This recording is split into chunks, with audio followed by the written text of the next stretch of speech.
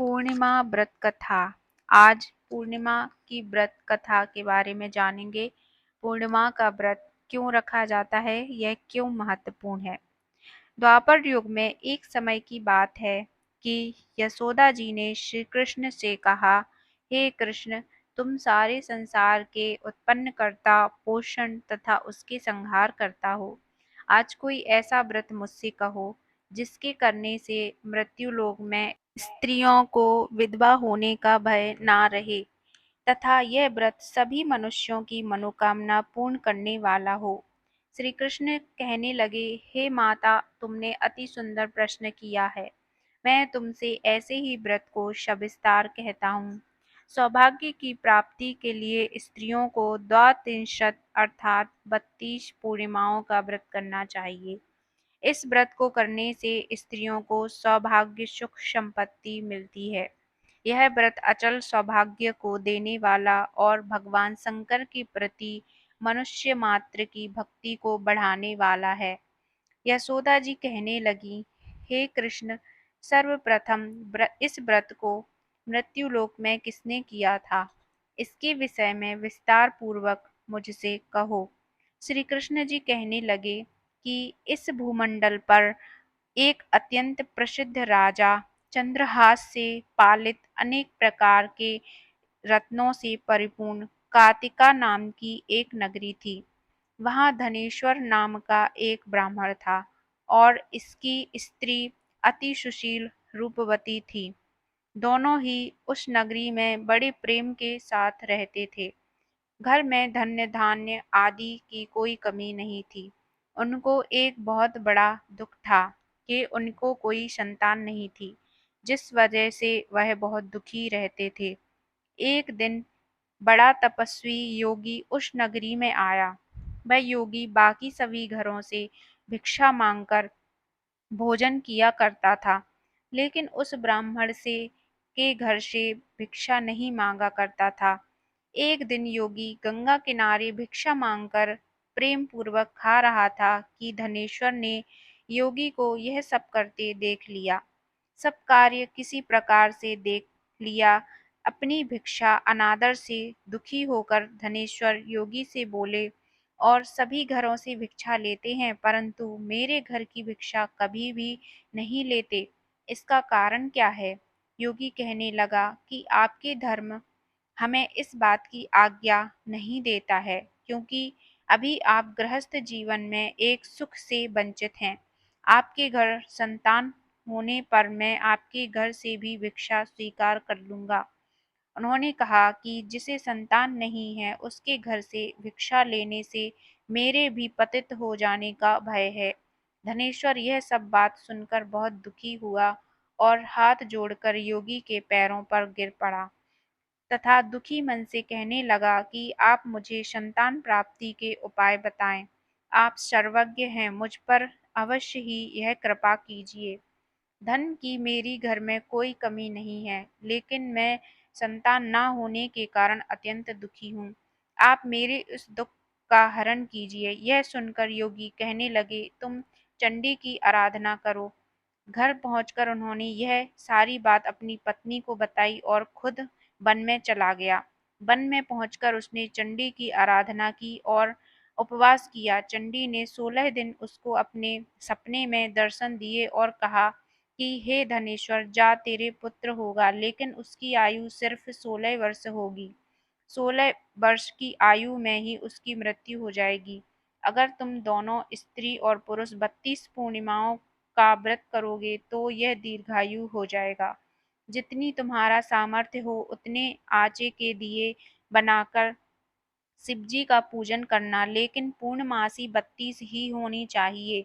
सुबह होते ही तुम इस स्थान के पास एक आम का पेड़ दिखाई देगा, उस पर चढ़कर एक फल तोड़कर अपने घर चले जाना। अपनी स्त्री का इस बारे में बताना। सुबह स्नान होने के बाद वह शख्स होकर शंकर जी का ध्यान करके उस फल को खा ले, तब शंकर भगवान की कृपा से उसको गर्भ हो जाएगा। जब ब्राह्मण सुबह उठा तो उसे उस स्थान पर आम का पेड़ दिखाई दिया और वह उससे फल तोड़ने के लिए चढ़ा, लेकिन वह पेड़ पर चढ़ नहीं पा रहा था। यह देखकर उसे बड़ी चिंता हुई। उसने भगवान गणेश की उपासना की और कहा, हे दयानिधि, अपने भक्तों के विघ्नों का नाश करके उनकी मंगल कार्य को करने वाले, दुष्ट का नाश करने वाले, रिद्धि सिद्धि देने वाले, आप मुझे इतना बल दें कि मैं अपनी मनोकामना पूरी कर सकूं।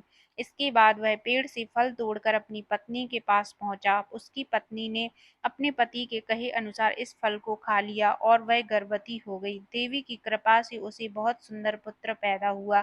उसका नाम उन्होंने देवीदास रखा। माता पिता के हर्ष और सुख के साथ वह बाल बढ़ने लगा। भगवान की कृपा से बालक बहुत ही सुंदर था, सुशील और पढ़ाई लिखाई में भी बहुत ही निपुण था। दुर्गा जी के कथनानुसार उसकी माता से 32 पूर्णमासी का व्रत रखा। जैसे ही 16वां वर्ष लगा, दोनों पति पत्नी बहुत दुखी हुए, कहीं उनके पुत्र की मृत्यु न हो जाए। उन्होंने सोचा कि अगर उनके सामने यह सब हुआ तो वह कैसे देख पाएंगे। तभी उन्होंने देवीदास के मामा को बुलाया और 1 वर्ष के लिए देवीदास को काशी पढ़ने के लिए भेज दिया।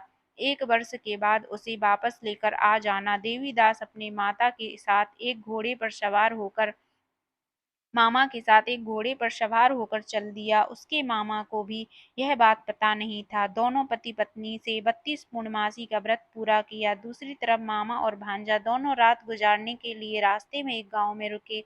उस दिन उस गांव में ब्राह्मण की कन्या का विवाह होने वाला था। जिस धर्मशाली में वर और बारात के बाकी लोग रुके हुए थे, उसी धर्मशाला में देवीदास और उसका मामा ठहर गए। उधर कन्या को तेल आदि चढ़ने के बाद जब लग्न का समय आया तो वर की तबीयत खराब हो गई। वर के पिता ने अपने परिवार वालों से विचार विमर्श करके कहा कि यह देवीदास से मेरे पुत्र जैसा ही है, मैं इसके साथ लगन करा दूं और बाद में बाकी सारे काम मेरे बेटे के साथ पूरे हो जाएंगे। ऐसे कहने के बाद वर के पिता देवीदास को मांगने के लिए उसके मामा के पास गए और उन्हें सारी बात बताई। मामा ने कहा कि कन्यादान में जो कुछ भी मिलेगा वो हमें दे दिया जाए। वर के पिता ने बात स्वीकार कर ली। इसके बाद देवीदास का विवाह कन्या के साथ संपन्न हो गया। इसके बाद वह अपनी पत्नी के साथ भोजन ना कर सका और मन में विचार करने लगा कि ना जाने यह किसकी पत्नी होगी। यह सोचकर उसकी आंखों में आंसू आ गए। तब वधू ने पूछा कि क्या बात है, आप उदास क्यों हैं? तब उसने सारी बातें पत्नी को बता दी। तब कन्या कहने लगी, यह ब्रह्म विवाद के विपरीत है। आप ही मेरे पति हैं, मैं उस आपकी ही पत्नी रहूंगी, किसी अन्य की कभी नहीं। तब देवीदास ने कहा, ऐसा मत करिए, क्योंकि मेरी आयु बहुत कम है, मेरे बाद आपका क्या होगा? लेकिन उसकी पत्नी नहीं मानी और बोली, स्वामी आप भोजन कीजिए। दोनों रात में सोने के लिए चले गए। सुबह देवीदास ने पत्नी को 4 नगों से जड़ी एक अंगूठी दी और एक रुमाल दिया और बोला कि हे प्रिय, इसे लो और संकेत संकेत समझकर स्थिर चित्त हो जाओ। मेरे मरण और जीवन जानने के लिए एक पुष्प वाटिका बना लो, उसमें सुगंधि वाली एक नव मल्लिका लगा लो, उसको प्रतिदिन जल से सींचा करें और आनंद के साथ खेलो कूदो। जिस समय और जिस दिन मेरा प्राणांत होगा उस दिन यह फूल सूख जाएंगे। जब यह फिर से हरे हो जाएं तो जान लेना मैं जीवित हूँ। यह समझाकर वह वहां से चला गया। इसके बाद जब वर और बाकी बाराती मंडप में आए तो कन्या ने उसे देखकर कहा कि ये मेरा पति नहीं है, मेरे पति वह हैं जिनके साथ रात में विवाद हुआ है, उसके साथ मेरा विवाह नहीं हुआ है। अगर यह वही है तो यह बताएं कि मैंने इसके क्या दिया है, साथ ही कन्यादान के समय को आभूषण मिले हैं उन्हें दिखाएं। कन्या की ये सारी बातें सुनकर वह कहने लगा कि मैं यह सब नहीं जानता। इसके बाद सारी बारात भी अपमानित होकर लौट गई। भगवान कृष्ण बोले, हे माता, इस प्रकार देवीदास काशी चला गया। कुछ समय बाद जब वही वही है, यह बताएं कि मैंने इसके क्या दिया है, साथ ही कन्यादान के समय को आभूषण मिले उन्हें दिखाएं। कन्या की ये सारी बातें सुनकर वह कहने लगा कि मैं यह सब नहीं जानता। इसके बाद सारी बारात भी अपमानित होकर लौट गई। भगवान कृष्ण बोले, हे माता, इस प्रकार देवीदास काशी चला गया। कुछ समय बाद बीत गया तो एक सर्प उसको डसने के लिए वहां आया, लेकिन वह उसको काट नहीं पाया क्योंकि उसकी माता ने पहले ही 32 पूर्णिमा का व्रत कर लिए थे। इसके बाद खुद काल वहां पहुंचा। भगवान की कृपा से तभी वहां माता पार्वती और भगवान गणेश आ गए। देवीदास को मूर्छित दशा में देखकर माता पार्वती ने भगवान शिव से प्रार्थना की कि महाराज, इस बालक की माता ने पहले ही 32 पूर्णिमा के व्रत कर लिए हैं, आप इसको प्राण दान दें। भगवान शिव ने माता पार्वती के कहने पर उसे प्राण दान दे दिया। उधर उनकी पत्नी उसके काल की प्रतीक्षा कर रही थी। उसकी पत्नी ने जाकर देखा कि पुष्प और पत्र दोनों ही नहीं हैं, तो उसको बहुत आश्चर्य हुआ। और जब उसने देखा कि पुष्प वाटिका फिर से हरी हो गई, तो वह समझ गई कि उसका पति जिंदा हो गया है। इसके बाद वह बहुत ही प्रसन्न होकर अपने पिता से कहने लगी कि मेरे पति जीवित हैं, उनको ढूंढिए। जब 16वां वर्ष व्यतीत हो गया तो देवीदास भी अपने मामा के साथ काशी चल दिया। इधर उसकी पत्नी के परिवार वाले उन्हें ढूंढने के लिए जा ही रहे थे कि उन्होंने देखा कि देवीदास और उसका मामा उधर ही आ रहे थे। उसको देखकर उनके ससुर बहुत प्रसन्न हुए और उसे अपने घर ले आए। वहां सारा नगर इकट्ठा हो गया और कन्या ने भी उसे पहचान लिया। देवीदास ने इसके बाद अपनी पत्नी और मामा को लेकर वहां से चल दिए। उसके ससुर ने भी उसे बहुत धन दहेज दिया।